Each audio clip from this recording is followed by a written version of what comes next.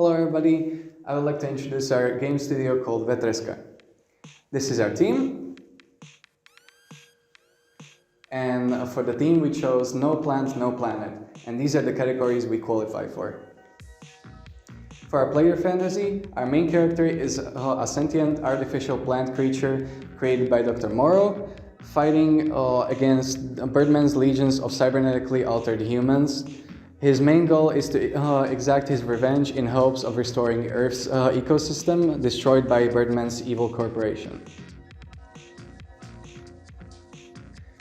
For the game, our genre is roguelike FP beat'em up, and more information is on the screen. For our inspiration, we mostly took inspiration from Ultra Kill, Cruelty Squad, and Hro.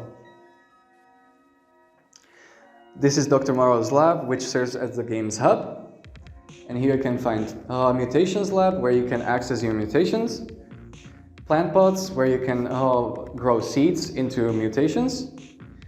Morrow's Desk, where you can find information for the lore. And the television, where you can see the world that changes when you play the levels. For the practice range, you can practice with the new mutations.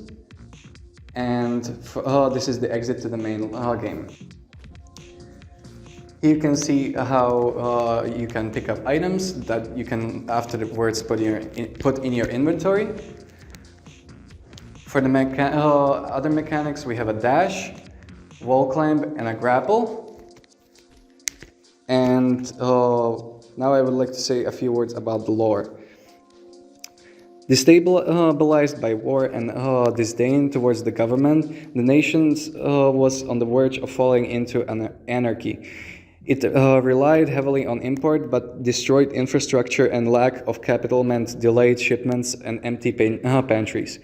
As the country was driven into more debt, it increased its logging efforts, as it was the only industry left relatively intact.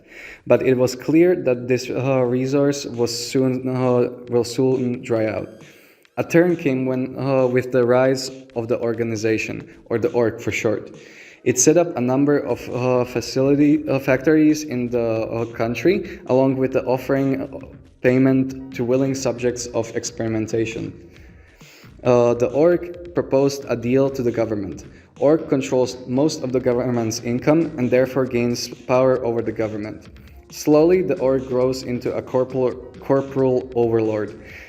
Civil morale rapidly declines. Brutal subjugation, kidnappings staged as arrests begins to emerge.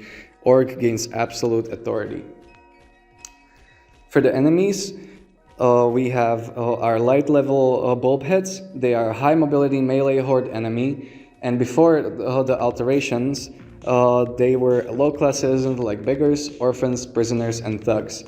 For the second enemy, we have Adamobots, which are stationary enemies until the player approaches them, after which they charge the player in a straight line.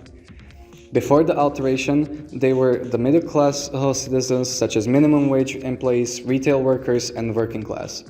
And for our last enemy, it's called the Torch Code. They are a low mobility ranged enemy with the player, and when the player gets close enough, they will open up their trench coat and blast the player with 6 flamethrowers. Before the alterations, they were high priority workers, corrupt officials, and people with high income that willingly became altered.